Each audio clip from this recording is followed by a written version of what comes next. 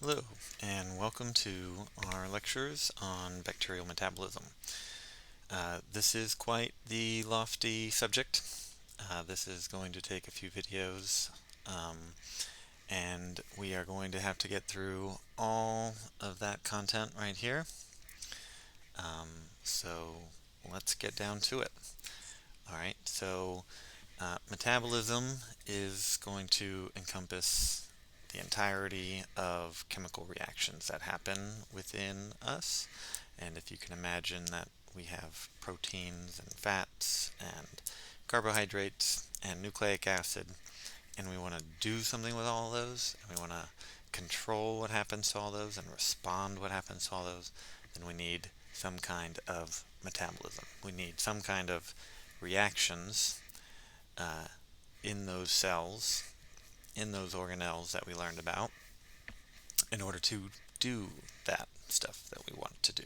Okay, so with that in mind, we need to kind of discuss what we're dealing with here.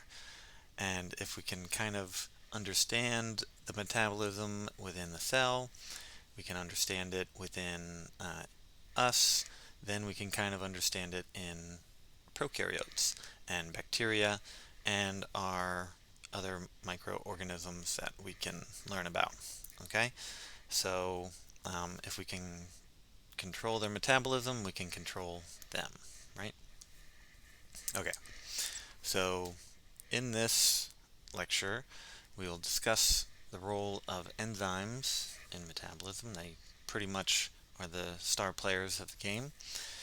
We'll identify the factors that regulate them and where we get our energy from. We've kind of alluded to ATP a lot.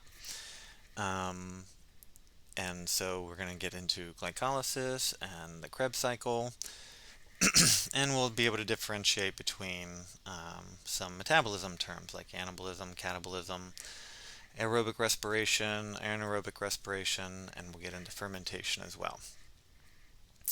The term final electron acceptor here is going to be a foreign concept, but by the end of these videos, you'll understand that that electron kind of represents the power. And, you know, just like in electricity that comes from the outlet, it's just flowing electrons, right? And they can jump out at you and shock you if you're not careful. The same kind of thing happens and why we need a final electron acceptor. All right, and all these mechanisms, like we said, we respond to them. They have feedback inhibitions and feedback loops. And we will get into, like I said, where all of this stuff is within the cell. Okay, so you'll be able to tell, okay, this is ATP synthase, and that is in a mitochondria in our cell. And that is why we have cristae, by the way. We want more and more of these. Okay, cristae are the folds in mitochondria, to look back at our cell chapters. All right, onward. This is the overview of glucose being used for energy. Okay, this glucose being used for energy is but one of many pathways. It is not the only pathway of metabolism, all right, but it is the primary one because most cells love glucose as their primary energy source. Okay, so we learn about glucose for simplicity, but just know that it can be other sources of energy are in other parts of our biochemical networks. Okay, think of it as a network. All right, so we'll take glucose and we'll work it down energetically to get some ATPs. All right, we'll generate some ATPs as we go, and we'll put it into a cycle. Okay, and we'll get some more ATP. Finally, we'll put it through the main player, and we're going to get a whole bunch of ATP. Okay, note that we went from 2 to 2 to 34. Okay, that's very, very on purpose, okay, and that is something we're gonna need to keep an eye on, okay, that this is where we get our energy from, but most of the energy is actually coming from the electron transport chain system or chain. Okay, and so we're going to have 4 different subjects here. This video will encompass catabolism and anabolism, and then we will stop the video, and then I'll go through redox reactions in its own separate video, and maybe even do a follow-up video after that, looking at some worksheet problems. Then we'll go into the enzyme structure and ATP energy storage, which is where we're going to learn about that whole pathway. Okay, but in order to learn about that pathway, we need to go over some fundamentals first, namely metabolism as a whole.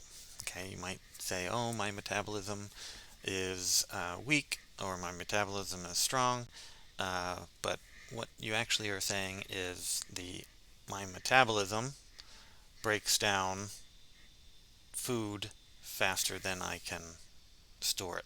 Okay, as if you're saying you have a strong metabolism. If you have a weak metabolism, you're saying you store food faster than you break it down. Okay, and by breaking down food, we are going to be like a cat, okay, and knocking down things off the counter. Okay, we're going to knock down things off the counter. We're going to release that potential energy from the cup resting from the gravity, and it's going to get some kinetic energy on the way down and burst. Okay, and that is going to release the energy built up. Okay, that's a catabolism reaction or catabolic reaction. Okay, imagine that catabolic. All right, but if instead